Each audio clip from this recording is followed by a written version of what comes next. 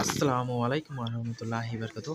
Hi guys, so welcome to our channel Indian village cooking এর সকলকে স্বাগত। তো গাইস আজকের রেসিপি হচ্ছে নলেন গুড়ের মিষ্টি তৈরি রেসিপি।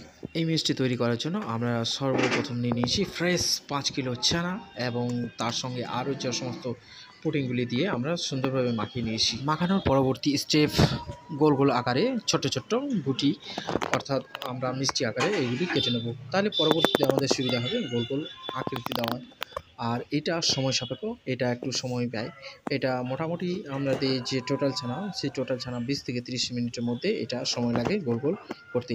তো গাইস বাইরেতে কেউ বানাতে চাইলে এই পদ্ধতি ফলো আপ করতে পারো। পুরো ভিডিওটি স্টেপ বাই স্টেপ দেওয়া আছে এবং পুরো ভিডিওটি দেখতে থাকো, তাহলে বাড়িতে সুন্দরভাবে অনায়াসে তৈরি করে সহজেই খেতে পারবেন। এই মিষ্টি তৈরির সর্বপ্রথম উপকরণ হচ্ছে জ্বালানি কাঠ।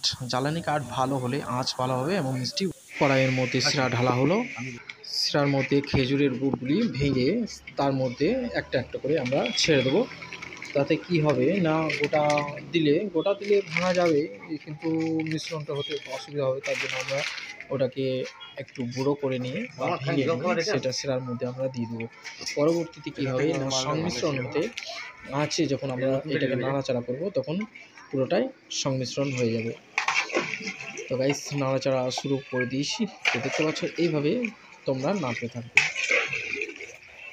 এটা কতক্ষণ নাড়তে থাকবে না, যতক্ষণ না সেই মিশ্রণটি একদম মানে যে খাজুরের গুড়, সেই খাজুরের গুড় প্রত্যেকটা দানা যেন তার মিশ্রণ তৈরি হয়ে যায় এবং ফুটন্ত শিরায় গোল গোল করা মিষ্টি ফেলে দেবো। সলিড দিলে একবারে চক্কা পিটিয়ে দিলে।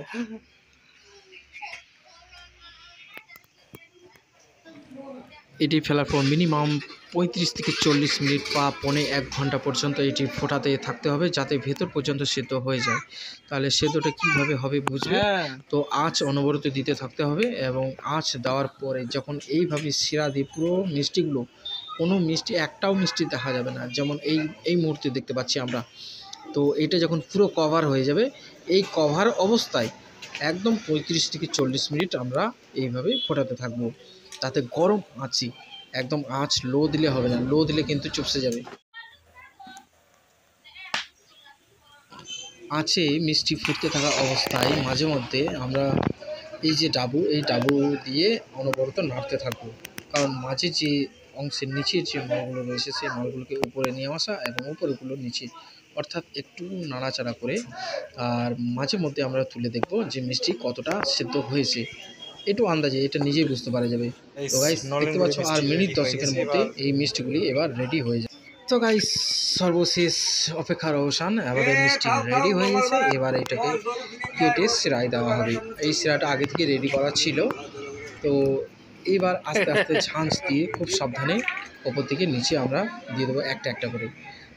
কেননা আমি এই প্রতিটা ঝাঁঝে আমরা বড় ঝাঁঝ দিয়ে তোমরাও নামাতে পারো, কিন্তু বড় ঝাঁঝের অসুবিধাটা কী হবে না, কেটে যাওয়ার সম্ভাবনা থাকবে। আর এটাতে 8-10টা করে নিচে এইভাবে কেটে নিচে শিরায়। তো গাইস চ্যানেলটিকে এখনও যারা সাবস্ক্রাইব করেনি, সাবস্ক্রাইব করে পাশে বেল আইকনটি অন করে দেবেন, যাতে পরবর্তী নোটিফিকেশন সবার আগে পেয়ে যান। আর আপনাদের একটা লাইক, একটা কমেন্ট, একটা শেয়ার আমাদের প্রচুর মোটিভেশন দেয় নতুন ভিডিও করার। তো গাইস এই কাজটা করে পাশে থাকবেন, অসংখ্য ধন্যবাদ।